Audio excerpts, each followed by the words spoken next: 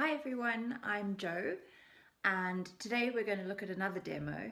In fact, we're going to take a really simple motif and I want to show you how you can take the simple motif and turn it into something that looks quite a lot more complicated but really isn't.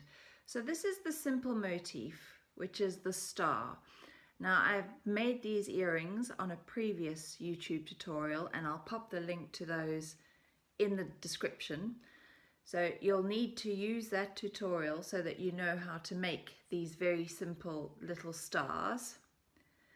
But we're going to take that same star and turn it into a bracelet, the one that I'm wearing now. So you can see it's made up of 2 rows of those teeny tiny stars, and it really isn't very complicated at all. I'll start off by having a quick look at the materials we're going to use. So on my bead mat here, I've got 3 tubes of beads. There's only one size 8, and that's in my main colour, which is the Dura galvanised gold, and I have the matching gold in the size 11, and I then have an accent colour in the 11, and this is the emerald AB. So 2 lots of 11s and 1 8, and the 11 and 8 are matching in the colour that I use the most of.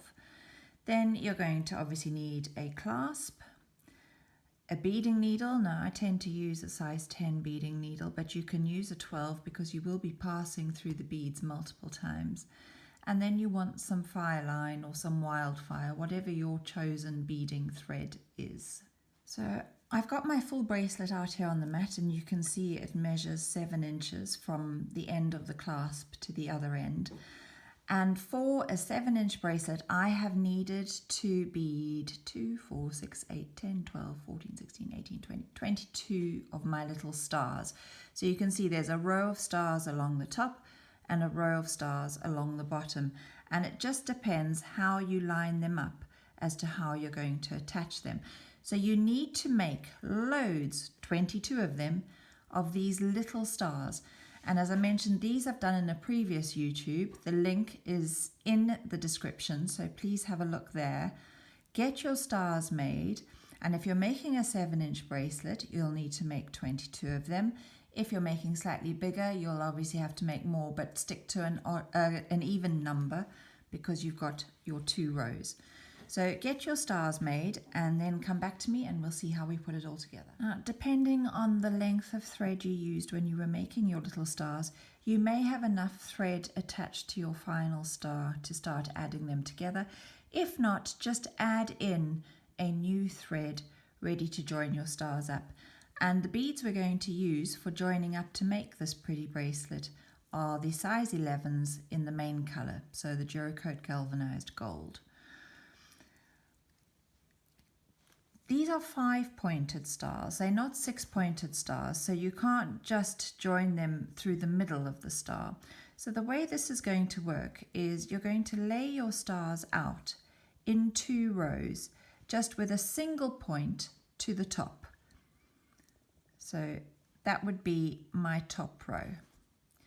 And then you're going to match that with your bottom row with a single point facing towards you. So you've got 2 points that are connecting in the middle there. So you can see you're going to connect through the 8s here, and then we're going to connect them up through the 8s that join together in the middle section.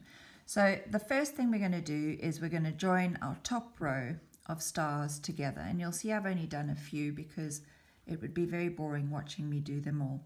So it really is very, very simple. You'll see my thread is exiting the top of that size 8 pointer on the right hand side there. And I'm going to pick up 111 and I'm going to pass down through the 8 of the corresponding pointer on the other side. So if I pop that down on my mat, let's move that one out the way. So I've got 111 that's going to bridge the 8s together on the top, and I need 111 to bridge them together on the bottom. And I'm passing back through the 8 from the opposite side. So I'm going to pull that all the way through now. And you can see I've got my first little join. Now I have to move through my beads till I'm exiting the top of the 8 on this point. I've now passed through all the beads in my second star, and I've exited the 8 of the pointer on the right hand side, and I'm ready to add in my third star. So it's just very simple using those 11s.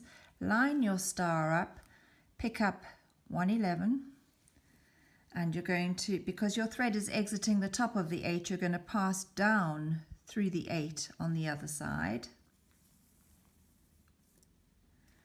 And I need to do exactly the same on the base of those 8s, pick up 111 and pass back through that original 8 on the second star.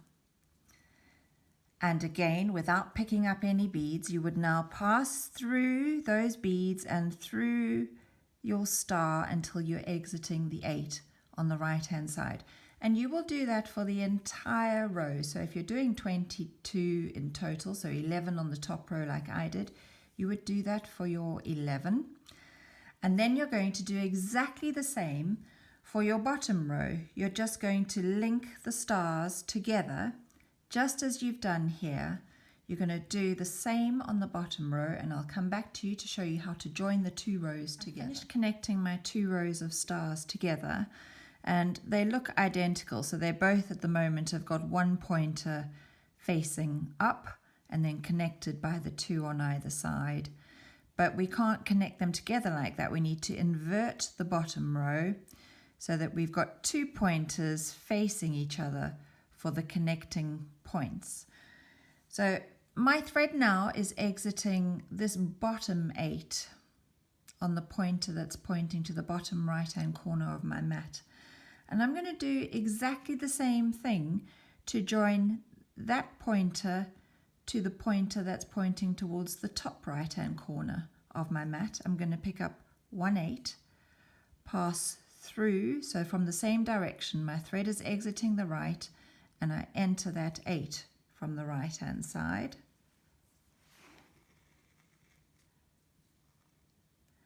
And I'm going to pick up 1 more 11 to pass back through that original 8 on the star that's on the left hand side of the top row.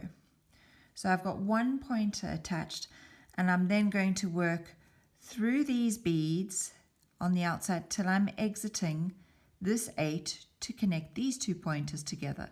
But while I'm here, so that I don't need to add in another thread, I'm going to add in one end of my clasp. So I've chosen to use a toggle clasp in this, and I have just passed through so that my thread is exiting the little 11, and I'm going to pick up 2 more 11s. I'm going to let those drop down. I'm going to pick up one end of my clasp, pass through the clasp, and then back through the 11 that is closest to the clasp.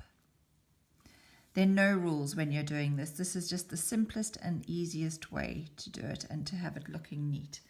And I'm now going to pick up 1 more 11, and I'm going to come back through that initial 11 that I exited from before I started adding in my clasp.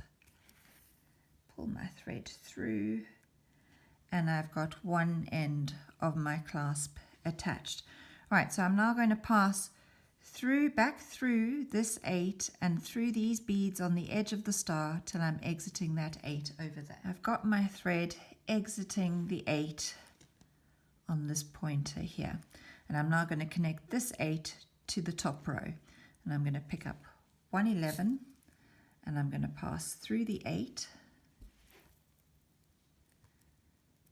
Didn't mean to get it around my other stars, and 1 more 11 to come back through that original 8 that we started with this connection point.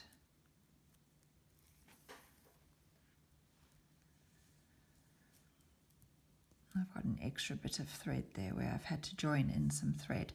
So again, you're connecting just as we connected between the stars in each row, just with an 11 either side. We're doing the same along the bottom or along the middle. So just an 11 either side of those 8s to join a star from row 1 to a star from row 2. And then you're going to pass through the beads until you're exiting the pointer on your second star in the bottom row, picking up an 11 to join those 2 together, move through your beads, pick up an 11 to join those 2 together. I've worked through my beads and I'm now exiting the 8 on my second star from the right hand side, and I'm going to pick up an 11. I'm going to pass through the 8 from the star on the top row, or row at least. They do feel a bit like roads, and then pick up another 11 and pass through the star on the bottom row. And when you put it together, you've attached that pointer, but you've still got one more pointer to attach on that second star.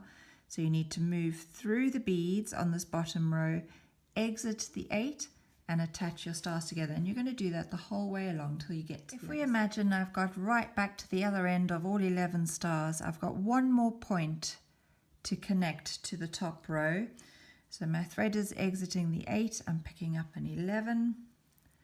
I'm going to pass through the corresponding 8 on the top row and one more 11 and back through the 8 on the bottom row. Whoops.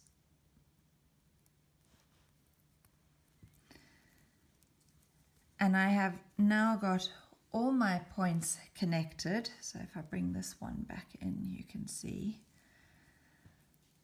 And I need to now just attach the other side of my clasp, which I'm going to do exactly the same way. So I want to be exiting out of that little 11 that we've just added right on the edge.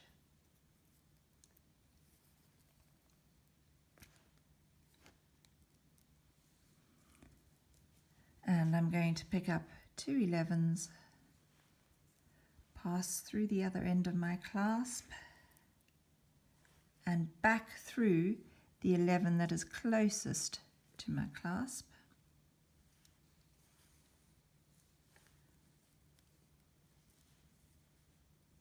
And then I'll pick up one more and just pass back through the 4th 11. So that was the first one that we picked up to make that little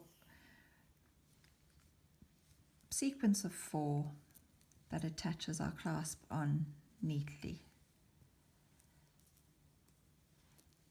So there's the little sequence of 4 at either end.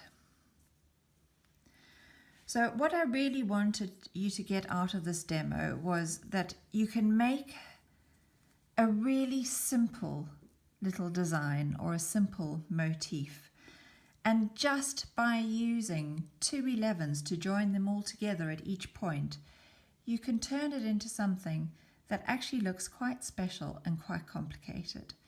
So I've tried to keep the tutorial as short as possible. Remember, you may have to look at the previous one just to see how we made the little stars, and you can join them together. Thanks for watching. Bye.